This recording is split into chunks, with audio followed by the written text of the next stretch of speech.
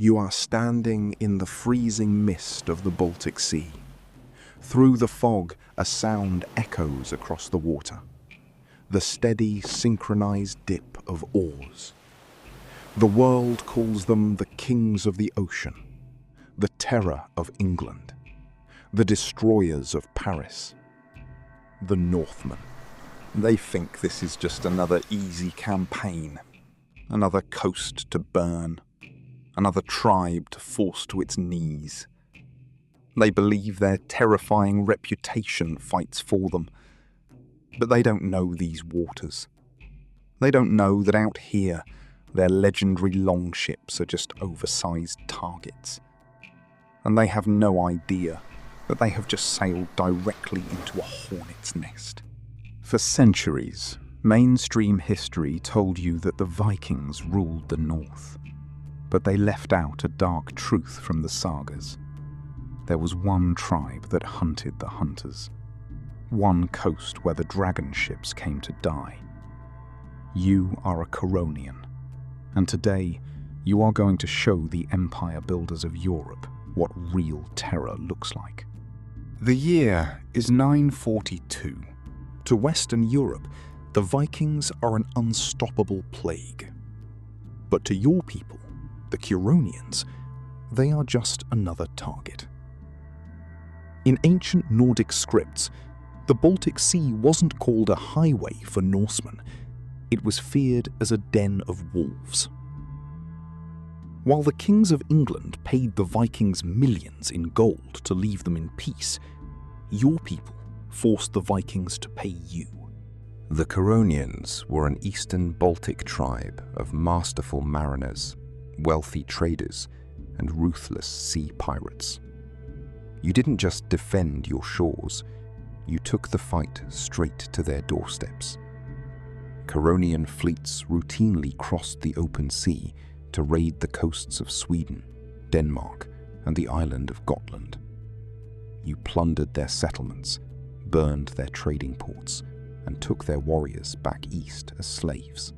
The Scandinavian kingdoms feared your ancestors so deeply that early Christian chronicles in Denmark recorded a specific prayer routinely chanted in their churches: "O mighty God, protect us from the Curonians."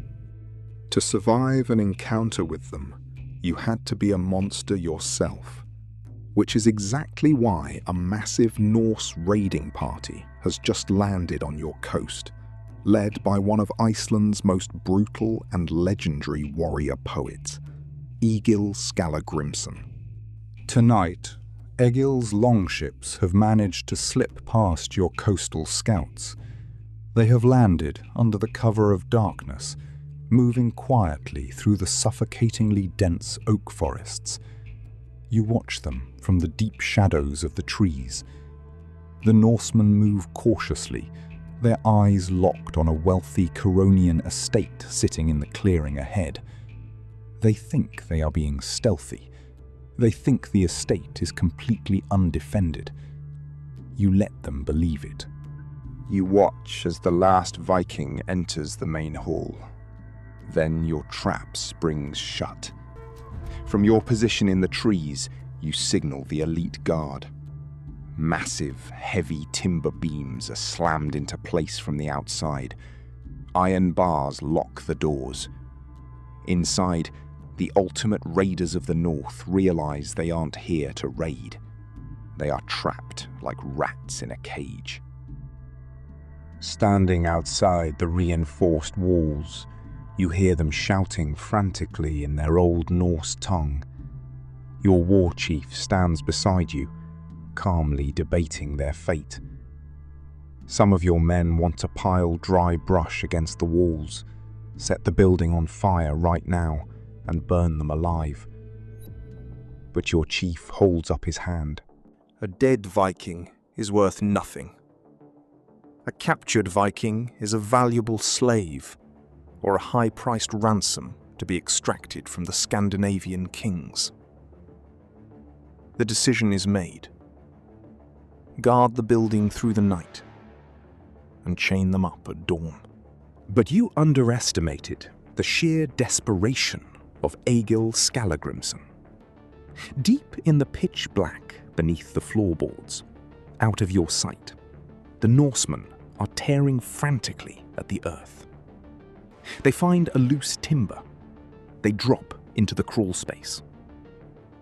Suddenly, a shout goes up from the tree line. The perimeter guards spot movement. The Vikings didn't wait for morning. They are escaping into the dark forest. You sprint through the trees, axe in hand, but the darkness is pure chaos. Before your warriors can surround them in the woods, Egil turns back. The Norsemen realize that running like thieves in the night will destroy their legacy. A blazing torch is hurled onto the estate roof, then another.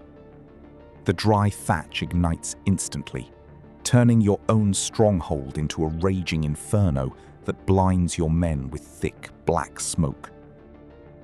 In the blinding light of the fire, the escaping Vikings strike with pure fury. It is a brutal, desperate clash of steel against steel.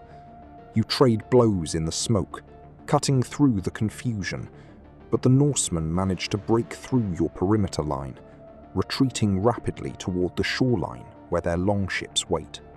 By the time the smoke clears, the estate is in ruins, and the dragon ships are already pushing out into the deep, dark waters of the Baltic. Egil Skallagrímsson survived his encounter with the Curonians. He lived to tell his tale and write his saga. But he left behind a trail of blood and a stark reminder of just how close he came to never being heard from again. The Norsemen wrote down their victories. They carried their sagas across the Atlantic, ensuring the world would always remember the name of the Vikings. But history is not just written by those who held the pen. It is carved into the very soil of the places they could never conquer.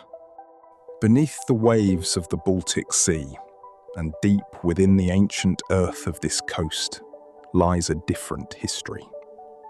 A history of an unyielding Baltic people who built ships just as fast, wielded axes just as sharp, and turned the global predators of the medieval world into prey.